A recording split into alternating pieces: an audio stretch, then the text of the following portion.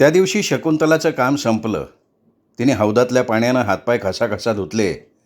चुळा भरल्या नाहीत तरी गार पाण्याच्या तोंडावरनं हात फिरवला. उंजळीत पाणी घेऊन सपासपा तोंडावर मारलं.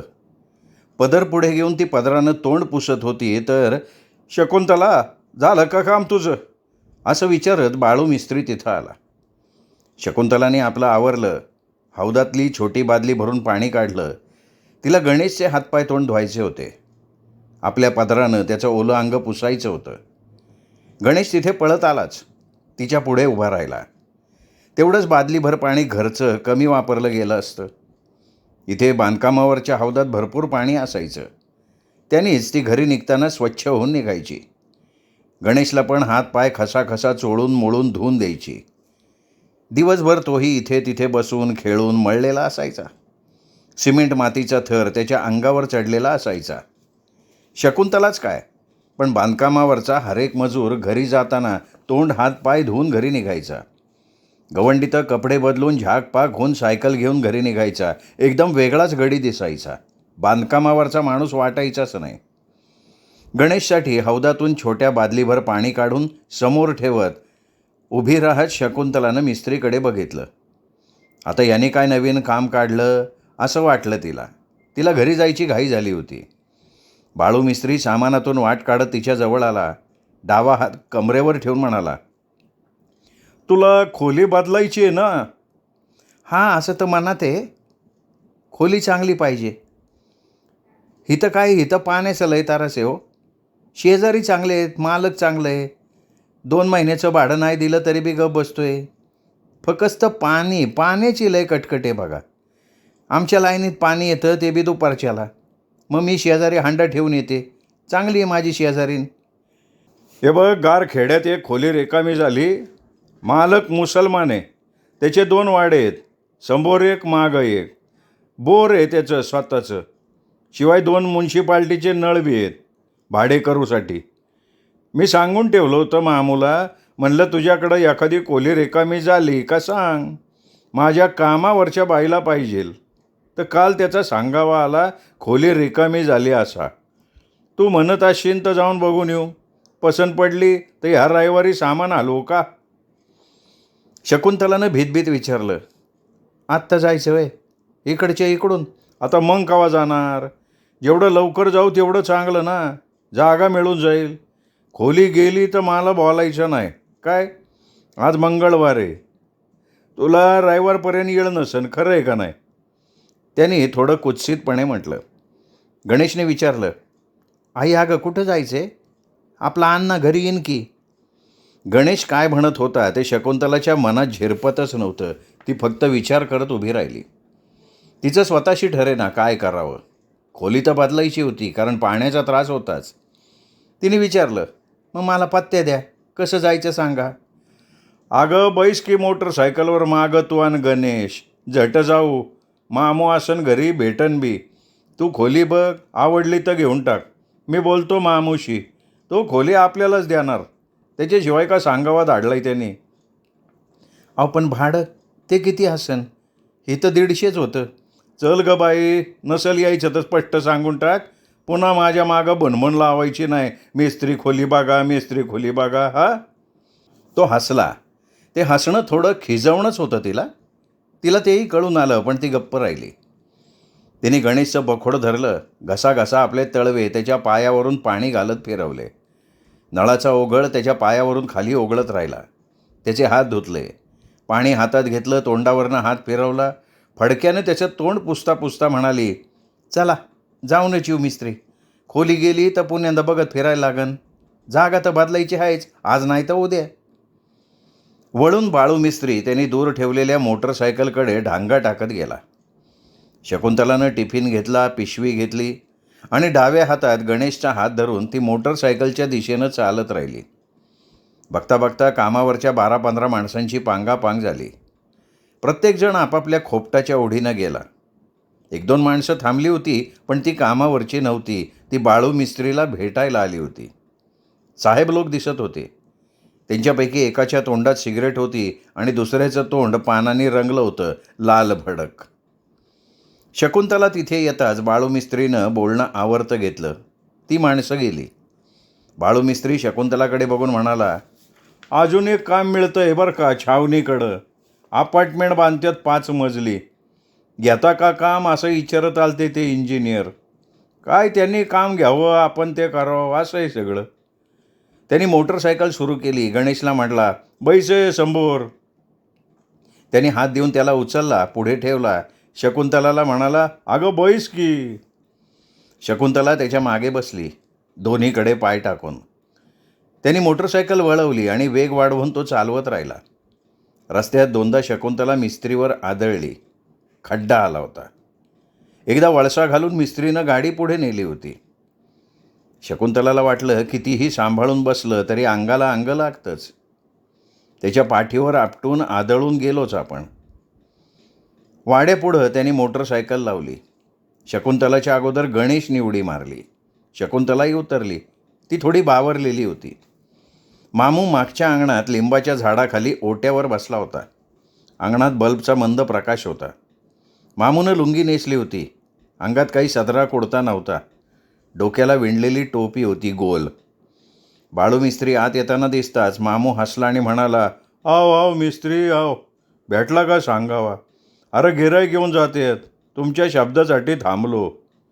मामू एकीकडे बघत होता आणि स्वतःच्या शरीरावरनं हात फिरवत होता. स्वतःच्या देहाला त्याचं कुरवाळणं सुरू होतं. मध्येच हसून शकुंतलाकडे बघून म्हणाला, इनको अन काय जग. त्यांनी थोडं अंतर ठेवून उभ्या असलेल्या शकुंतलाला नजरेनं उभी न्याहाळली. बाळू मिस्त्री म्हणाला, इनको छो ना, मैंने इनके वास्तेच पूछा था. अब कहाँ रहते, वो जगह क्यों छोड़ी, क्या बात क्या है. अरे उधर पानी नहीं आता बराबर. मामू तुमको मालूम है, औरंगाबाद में हर 15 दिन में कहे तो पाइप फूटता है. 4-4 दिन फिर पानी नहीं मिलता. अब ये हाथ पर पेट है, 100 औरत क्या करेंगी. इनके गले में पानी दोपहर को आता रे, इसके वास्ते खोली छोड़ रही हो. शकुंतला म्हणाली, अहो मी माती कामावर जाणारी बाई, दुपारचं पाणी कसं भरणार सांगा. जिथं काम मिळतं तिथं जायलाच लागतं. म्हणून मी मिस्त्रीनं सांगून ठेवलं होतं, तुमच्या ओळखीनं मिळाली एखादी खोली तर बघा. या बाळू मिस्त्रीनं आणलं ना तुम्हाला, मग राहावा की. कधी येता, उद्या का परवा. शकुंतलाची टाळूला जीभ अडकून बसली. इतकं फटाफटा सगळं घडून जाईल असं तिला स्वप्नातही वाटलं नव्हतं. खोली मिळाल्याच जमा होती. एकदा मिस्त्रीकडे आणि मामूकडे बघत त्यांनी चाचरत अंदाज घेत विचारलं, अहो पर भाडं ते किती आहे. मिस्त्री जर ते बी विचारून घ्या की. बाळू मिस्त्री म्हणाला, मामू जादा भाडा मत लेना. अरे रंडी पुंडी आहे, 2 पोरं आहेत पात्रात, नवरा हिचा. बोलताना त्यांनी शकुंतलाकडे बघितलं. शकुंतलानं मान खाली घातली होती. तिच्या डोळ्यात पाणी जमत होतं. बाळू मिस्त्रीनं मामूला आपली अजून कहाणी सांगू नये असं तिला आतून वाटलं. ती क्षणात शरमून गेली, खजीलच झाली. मामू म्हणाला, खोली बघून घ्या, आवडली तर कधीपासून बी राहाया या. अहो तुम्ही मिस्त्रीकडनं आलाय, आम्ही अडवणार नाही काय मिस्त्री. बाळू मिस्त्री गालात हसला. त्याचा चेहरा रुंदावला. मामू चावी द्या, त्यासनी खोली दाखवून देतो, मागून झंझट नको काय. अरे मेहमूद, चाबी दे रे इनको. आणि मिस्त्री चहा घेऊन जा काय. मामूच्या मुलानं किल्ली आणून दिली. शकुंतला, मिस्त्री, गणेश पुढच्या अंगणात आले. तिथे ओळीनं 6 खोल्या होत्या. आडव्या 4, समोर थोडं अंगण. कोपऱ्यात आडोसा करून खेळपाटाची मोरी होती, छोट्या छोट्या 2. कोणीतरी जागा बघायला आलंय हे कळून येताच बाया, माणसं, पोरं ठोरं बाहेर येऊन बघत राहिली, आपापसात बोलत राहिली. माणसाला आपल्या कळपात नव्यानं सामील झालेल्याविषयी आस्था असतेच. कोण आहे, कसं आहे, आपल्यासारखंच आहे का निराळा आहे, हा इथे राहील का, याचं आपलं जमेल का, अशी एक उत्सुकतासुद्धा असते. मामूच्या मुलानं कुलूप उघडून दिलं. आतला बल्ब डावीकडे हात केला आणि बटन दाबून दिवा लावला. त्या 15च्या बल्बच्या मंद प्रकाशात ती आत पाऊल टाकून खोली न्याहाळत राहिली. खोली तशी छोटी होती. खोलीला रंग नव्हता. वरती पत्रे होते. कोपऱ्यात एक छोटी मोरी होती. 2 खुंट्या होत्या. खाली ओबडधोबड फरशी होती. फरशीला फटी होत्या. मामूचा मुलगा म्हणाला, वो पहले वाले बहुत झगड़ते थे, बाकी के लोग भी बहुत परेशान थे, घर कुछ अच्छा नहीं रखा, हमने उनको कल ही निकाल दिया. शकुंतलाला वाटलं, ही खोली म्हणजे घर? इथे राहणारा नीट राहिला नाही म्हणून मालकाने त्याला घर रिकामं करायला सांगितलं. ती खेदानं हसली, मिस्त्रीकडे बघायला लागली. मिस्त्री तिच्याचकडे बघत होता. मामूच्या मुलाला मिस्त्री म्हणला, ये खोली अच्छी रखेंगी. अरे मैं देखता ना इसका काम. मेरे पास काम करती 2 बच्चे. बड़ा वाला काम को जाता, ये छोटा इसके साथ होता. सगळे खोलीतून बाहेर आले. त्या मुलानं दार ओढलं, कुलूप लावलं. तेवढ्यात अंगात कुर्ता घालून मामू तिथं आला आणि म्हणाला, भाई देखी क्या खोली, कैसी लगी? झाड़ पूछ के रखो, दिल लगेगा. अपनी जगह पर अपना प्यार होना चाहिए. हाँ, तो फिर भी वो अच्छी रहती ना, अच्छी लगती भी ना. शकुंतला तरी म्हणाली, मिस्त्री तेवढं भाड्याचं विचारून घ्या की. मला परवडलं पाहिलं ना, नाही तर तिथून मी हिथं येईन आणि मग. तिचं काळीज लपकलं, मनात भीती निर्माण झाली होती. 200 देना, 50 तुमको कम. तुम मिस्त्री के आदमी हो ना, इसलिए. हमारा बोर है, पानी नल को नहीं आया भी तो हम बोर शुरू करके पानी दे देते. इनको क्या, अरे हमारे जात भाई है. मामूनं मागं नेलं. काचेच्या पेल्यातून चहा आला, सगळ्यांनी घेतला. आता ठरलं तर मग, अशा अर्थानं बाळू मिस्त्रीनी तिच्याकडे हसून बघितलं. तीही हसून गेली. एक सौदा ठरून गेला होता. तिची सहजच मामूकडे नजर गेली आणि तिचं काळीज लकाकलं. मामू तिच्याकडेच बघत होता. ती नजर सरळ साधी नव्हती, कावेबाज होती. त्यातला हेतू शकुंतलाला जाणवला. त्यात वासना होती थबथबलेली. शकुंतला उभी थरथरत राहिली. हे जे आपल्याला जाणवलंय ते मिस्त्रीला सांगावं का हे आपल्याच मनात ठेवावं? तिला कळेना. ती मिस्त्रीच्या मागं गणेशचा हात धरून चालत राहिली. मिस्त्रीनं स्टँडला ठेवलेली मोटरसायकल काढली, पायानं किक मारली, फट आवाज करत मोटरसायकल सुरू झाली. गणेश पुढे बसला. शकुंतलाला त्याच्या मागे अंतर ठेवून का होईना पण बसावं लागलं. इथून पुन्हा एकदा नव्या दिशेनं आपलं जगणं सुरू झालं असं तिला वाटलं आणि त्याची तिला तीव्रपणे जाणीवही झाली. रस्ताभर तिला वाटत होतं की आपण केवळ पाण्यासाठी घर बदलतोय ते ठीक करतोय ना, का करत नाही आहे ठीक आपण? सांगून टाकावं का मिस्त्रीला, नको मला ही जागा? कारण खोकडपुऱ्यात तिचा शेजार फार चांगला होता. तिला तिच्या परिस्थितीला समजून घेणारा होता. मालन तर तिचं प्यायचं पाणी रोज भरून ठेवत होती. जेवणं झाली की दोघी आपापल्या दारापुढे पाय पसरून बसून रात्र चढेपर्यंत गप्पा मारत बसायच्या. मालनचा नवरा कंपनीत होता. त्याला 3-4 हजार पगार होता. शिवाय दिवाळीला त्याला बोनस मिळत होता. मालनला 2 मुलीच होत्या, रेणुका आणि अमाई. एक 5 वर्षाची, एक 3 वर्षाची. मालन शकुंतलापेक्षा लहान होती, पण हसरी होती, मन मिळाऊ होती, माणसं जोडून राहणारी होती. शांत, तृप्त अशी. कधीकधी शकुंतलाला तिचा हेवाही वाटायचा. तिच्या जागी स्वतःला ती पाहायची, पण क्षणभर लगेचच ती भानावर यायची, स्वतःला सावरायची. आपण मालनशी मनात काही घेऊन वागू बोलू लागलो तर एका चांगल्या मैत्रिणीला आपण मुकू ही भीती तिच्या मनात होती. अडीअडचणीला मालन 5-10 रुपये शकुंतलाला देत होतीच. शिवाय तिची मुलं आजारी पडली तर त्यांना दवा पाणी गोळ्याही द्यायची. तिच्यासोबत दवाखान्यात यायची. घरापुढे मोटरसायकल थांबली. शकुंतला खाली उतरली. तिच्या मनात सगळ्यात पहिला प्रश्न आला की मालनला आपण सांगितलं की ही खोली सोडणार तर ती काय करेल? भांडेल का चिडेल? का आपण खोली का सोडतोय हे नीट ऐकून घेईल?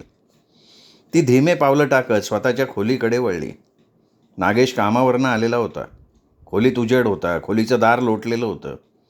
शकुंतलानं वळून बाळू मिस्त्रीला, बरं आता तुम्ही जावा असं म्हटलं. तो तिच्याकडे बघून हसला. त्याने मोटरसायकल सुरू केली आणि तो गेला. दार लोटून शकुंतला खोलीत आली. नागेश चड्डीवरच होता. पाय पसरून डोक्याखाली हात घेऊन विचार करत पडून होता. शकुंतला आत येताच तो उठून बसला. त्यांनी मांडी घालत तिला विचारलं, इतका का उशीर केला? 7 वाजून गेले. कुठं गेलता तुम्ही? का कामावरची वेळ झाला तुम्हाला? डबा ठेवून पिशवी पायाशी ठेवत शकुंतला त्याच्या थोडं पुढे पण जवळ बसली. काळजीने त्याच्याकडे बघत राहिली. तो दिसामासानं वाढत होता. थेट संपतचं रूप त्याने घेतलं होतं. जणू काही संपतनीच पुन्हा जन्म घ्यावा तसं. तसाच धिप्पाड, निमगोरा, मोठाल्या डोळ्यांचा, ओठाची चेहऱ्याची ठेवणही तशीच. संपतला ओळखणारे हा कुठे त्यांना रस्त्यात भेटला तर सहज ओळखतील की हा संपतचाच मुलगा आहे. इतकं बापलेकात साम्य होतं. बोलण्याचा आवाजही तसाच, थोड्या चढ्या स्वराचा, मोठा. गणेशनी मात्र तिचं रूप घेतलं होतं. तसाच गोल चेहरा, पाणीदार डोळे आणि गोरा रंग, भुरे केस, हातापायाच्या काड्या. त्याच्या जन्मापासनं वनवासच तिच्या वाट्याला आलेला. तो भरलाच नाही. तो शिडशिडीतच राहिला. 2-2.5 वर्ष दूध येत नव्हतं तरी तिने नागेशला छातीशी लावलेलं होतं. थेंबभर 2-4 थेंब येतही असेल दूध किंवा नाहीही, पण त्याला छातीशी घेतल्याशिवाय तो झोपायचा नाही, पेंगायचा नाही. झोपला की गाढ झोपून जायचा. घरातले सगळे म्हणायचे, आता त्याला पाजणं थांबी उभर कशा कोणताला उगाचाळा. 2 वर्ष का कुठं दूध येतं छातीत. खोटं समाधान त्याच तुझं बी. यावर शकुंतला नागेशकडे बघून हसायची, त्याला जवळ ओढायची, त्याच्या दाट जावळातनं आपली बोटं फिरवत राहायची.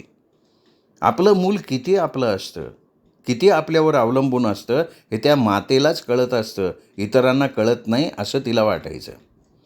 संपतही एकदा भडकला तेव्हा ती म्हणाली, वर्ष 6 महिने इकडं का तिकडं. तो काय 10-12 वर्षाचा होईस्तवर मायला पीत बसणार आहे का. तुमचं डोसक्यात राग घालणं पुरं. तुम्हाला काय त्रास आहे हो. आईजवळ असलेलं मूल मनानं शांत असतं हे तिला माहिती होतं. त्याचं झोप न होऊन रडणं, चिडणं तिला नको वाटायचं. त्याच्या रडण्यावर पण घरातली माणसं बोलत असायची, आता ठेव की त्याच्या तोंडात बूज म्हणजे गप बसंत्यो. सवयीच बे करचोट लावल्या. सासू करवादत असे. शकुंतलाच्या स्टोवकडे लक्ष गेलं. त्यांनी दुधाची पिशवी आणली होती. 2-2.5 कप तरी चहा करून घेतला होता, कारण पातेल्यात थोडंसंच दूध होतं. स्टोवजवळ टरकावलेला पार्ले बिस्किटाचा पुडा होता. त्या कागदाकडे गणेशचं लक्ष गेलं. तो कागद हातानं उचलून त्याने बघितलं आणि आईला म्हणाला, मला बी बिस्कुट पाहिल. अण्णांनी समजा पुडा फस्त केलाय बघ. मला पैसे दे, मी पुडा आणतो.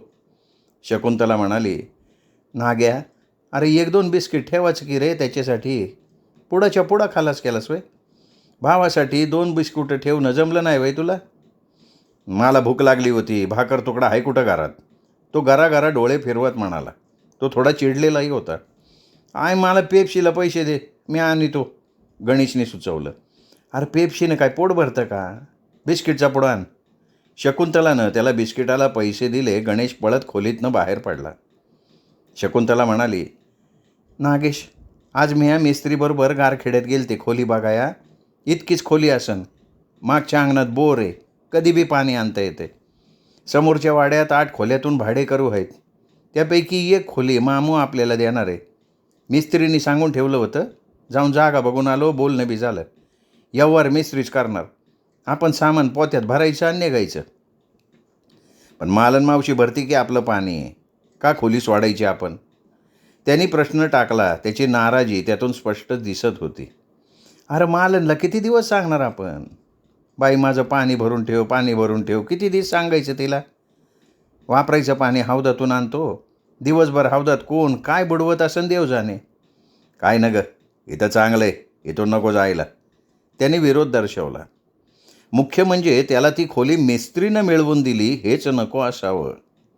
तसा त्याचा थोडा राग मिस्त्रीवर होताच. तो आपल्या आईला बऱ्यापैकी मदत करायला टपलेला असतो हे त्याच्या लक्षात आलं होतं आणि ते त्याला आवडत नव्हतं. तो कधीही रिकाम्या हातानं घरी यायचा नाही. पेरू चाण, सफरचंद चाण, केळीच डझनभर आण, कांदे बटाटे आणून टाक, मिस्त्रीचं सुरू असायचं. गणेश लहान होता, त्याला हे कळत नव्हतं. तो मिस्त्रीनं काही आणलं तर मला करून खायला बसत असे.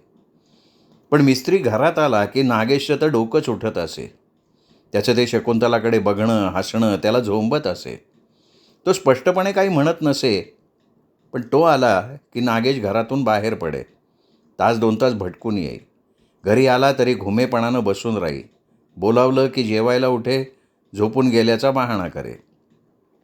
शकुंतला म्हणली, अरे पण आता नगं कसं म्हणायचं. समजा तर ठरवून गेलं. मिस्त्रीनं ॲडव्हान्स पण दिला निघताना त्याला. सोय बघून ठरवलं. नाही वाटलं सोयीचं तर सोडू जागा. पण हिथून तर आता हालायला पाहिजे. शकुंतला उठली. बाहेर जाऊन 5-7 मिनटं थांबली. गणेशनं एका हातात बिस्किटचा पुडा घेतला होता. त्याच्या उजव्या हातात पेप्सी होती. तो चोखत येत होता पेप्सी. खुश होता. थांबत थांबत घराकडे निघाला होता. शकुंतला आत आली. तिने स्वतःसाठी चहा केला, सकाळची भांडी धुतली, वांगी चिरली, पाण्यात टाकली आणि तेलाची बाटली घेऊन ती गल्लीत मागच्या दुकानाकडे निघाली. तेल संपत आलेलं होतं.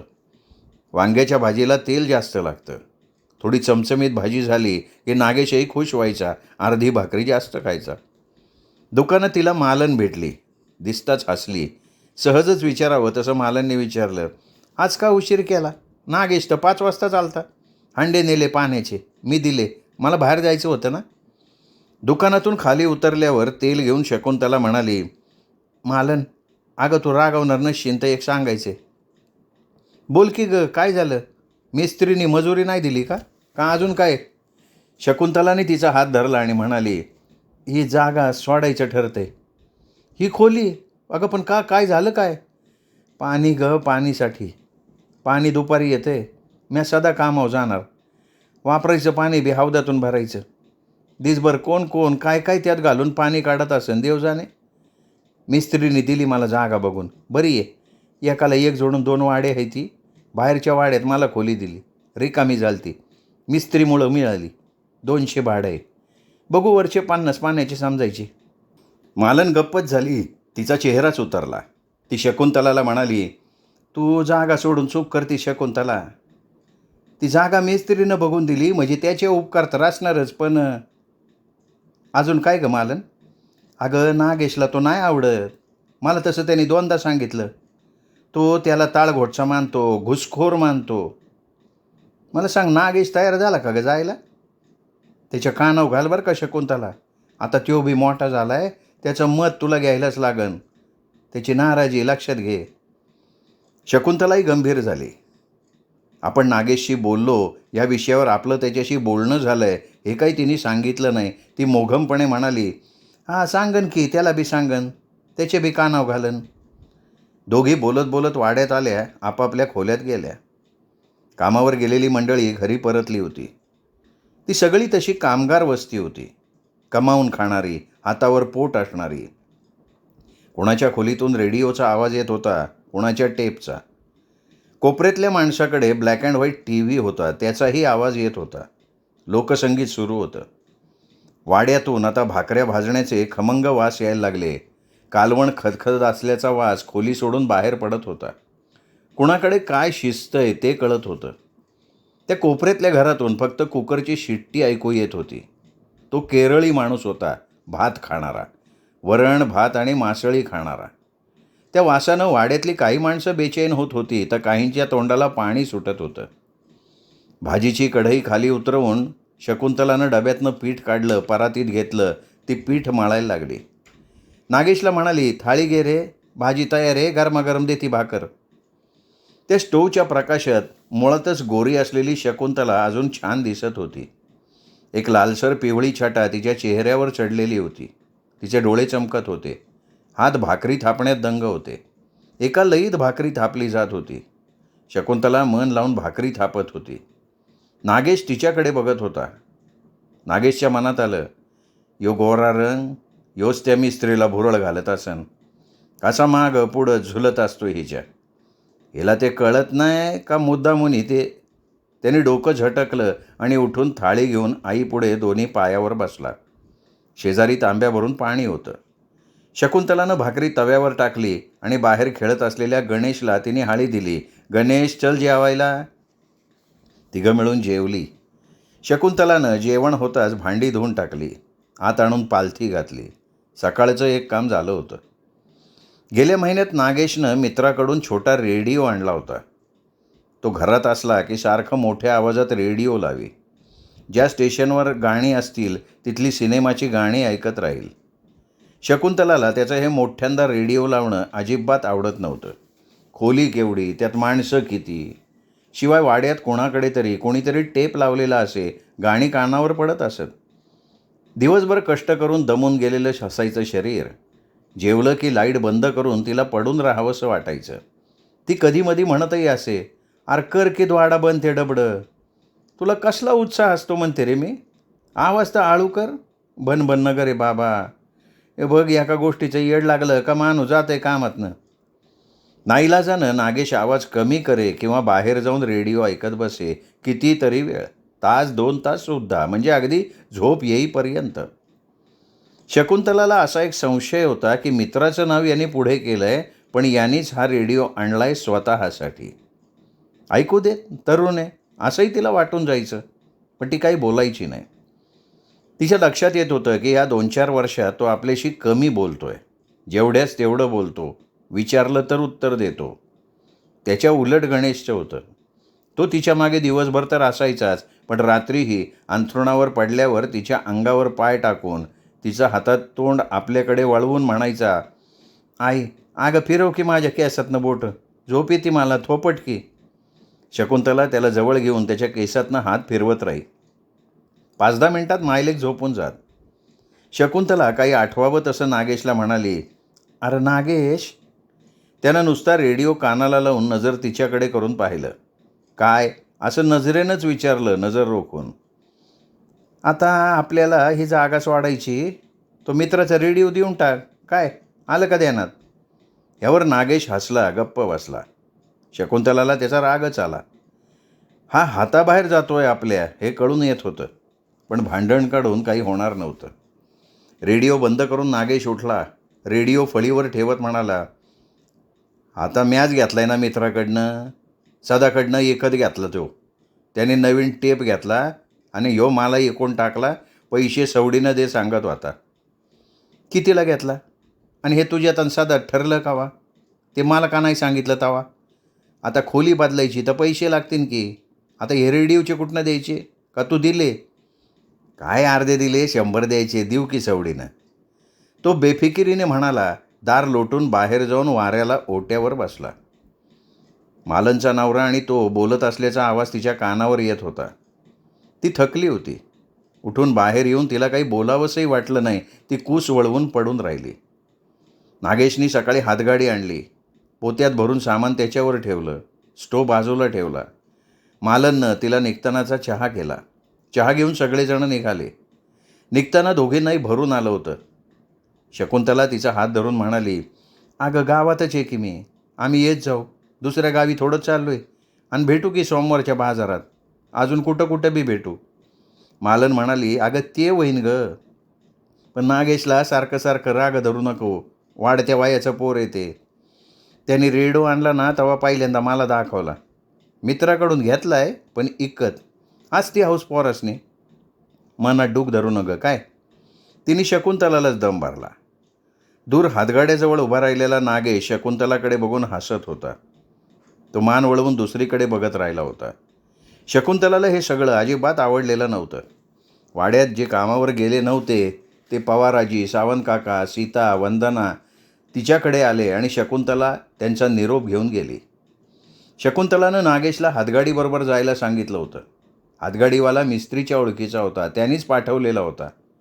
पण माणसांची बुद्धी फिरायला किती उशीर लागतो असं शकुंतलाला वाटून गेलं. पोतभर सामान त्यांनी पळवलं तर ती उघड्यावर पडणार होती. एका दमात सगळी संसाराची जमवाजमव करणं तिला शक्य नव्हतं. तसे जवळ 150 रुपये होते, पण ते तिला तसे आपल्याकडे नाहीच आहेत असं म्हणून ठेवावे लागत. अडीअडचणीला कोणाकडे तोंड वेंगाडणार. तसा मिस्त्री तिला मागील तेव्हा 200-400 हातावर ठेवत होता. पैसे परत करायचा तगादा लावत नव्हता. पण शकुंतलालाच त्याचे पैसे कधी फेडीन असं होत होतं. गेल्या वर्षी नागेशला एका मोटरसायकलवाल्यानं मागणं येऊन धडक दिली होती. नागेश पडला पुढे तोंडावर. त्याचा ओठ फाटला. कपाळाला खोक पडली. तिला कोणीतरी कामावर येऊन सांगितलं. मिस्त्री तिथेच होता. त्यांनी मोटरसायकलवर तिला आणि गणेशला त्या चौकात नेलं. नागेशला पुढं घातलं, दवाखान्यात नेला, औषध पाणी केलं, वरनं त्याला घरी आणून सोडलं आणि तिच्या हातावर परत 100 रुपये ठेवले. असू दे, कामातनं वळते करून घेईन, आत्ता ठेव, दरडावून सांगितलं सुद्धा.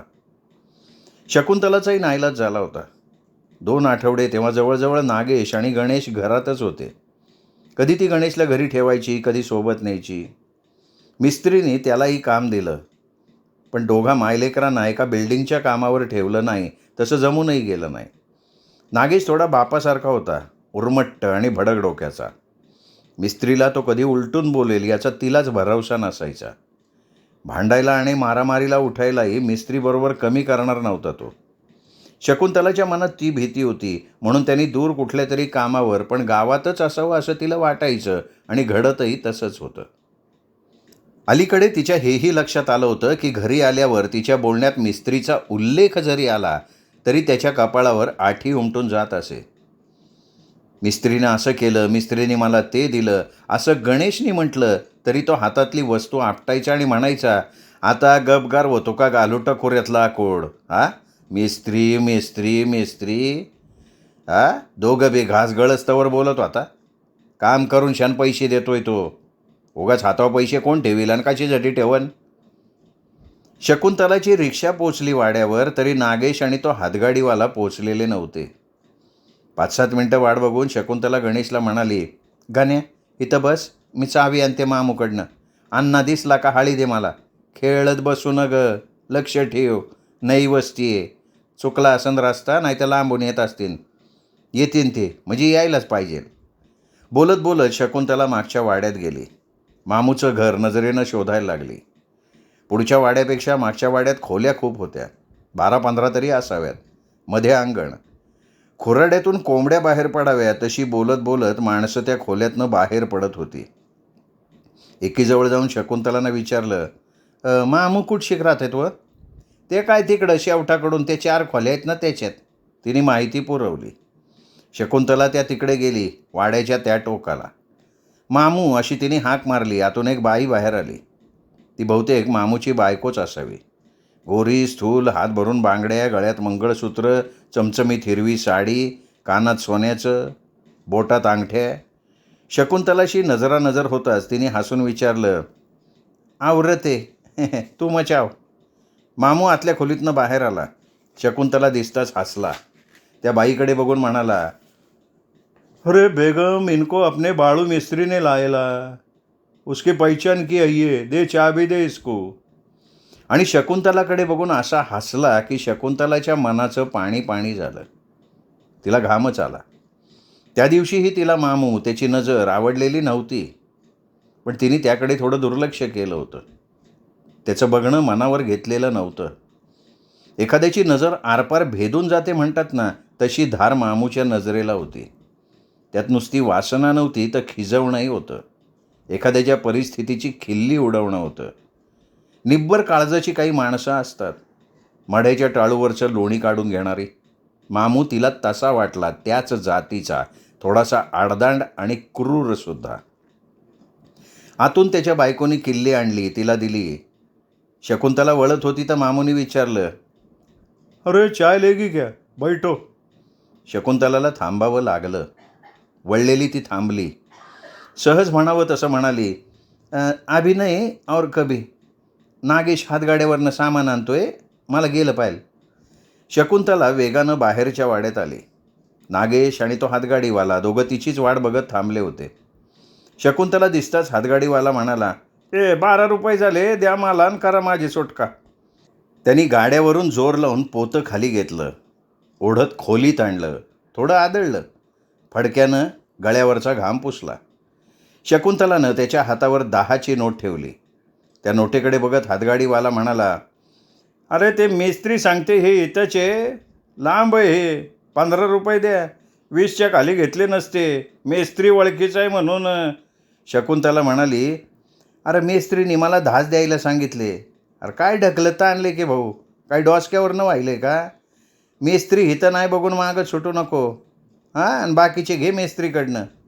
शकुंतलानं सुतळीने बांधलेलं पोतं अजून थोडं ओढलं, फरफटवत भिंतीला लावलं. हातगाडीवाला गेला, पण थोडा कुरकुरत होता. त्याचं समाधान झालेलं नव्हतं. नागेश म्हणाला, याला मिस्त्रीने पाठवला का? त्याने ठरवला का? मग ह्यो का कुरकुरतोय? 5 नाही तर 2 रुपये तरी चायला द्यायचे. कुठं खोकडपूर, कुठं गारखेडा, लांब आहेच की. तू रिक्षानं आली, तुला कसं काय अंतर काढणार? कार बाबा, तुला का त्याचा पुळका आला? हे बघ, ठरवलं ते त्याच्या हातावर ठेवलं. इथं काय कमी पैसे लागणार आहेत का? तिने झाडू घेतला, घर झाडलं. मातीने सारवलेल्या भिंती होत्या. खाली फरशी होती, पण चांगली बसवलेली नव्हती, फटी राहिल्या होत्या. त्यातून माती, वाळू वर येत होती. खोलीत उजवीकडे बिळही होतं उंदराचं. बाहेरून दगड आणून तिने ते बुजवून टाकलं. सामान सोडलं, लावता येईल तेवढं लावलं. चादर घोंगडी पोती झटकली, एकीकडे ठेवून दिलं. वस्तूंच्या मुळे त्या खोलीला घरपण आलं. खोलीचं भकासपण, ओकबोकं पण कमी झालं आणि जागा काही क्षणात नांदती झाली. श्रोते हो, हा होता दुसरा भाग वृंदा दिवाण लिखित भुजंग या कादंबरीचा. तिसरा भाग उद्या ऐकूयात दीपक रेगे कथाकथन चॅनलवर. नमस्कार.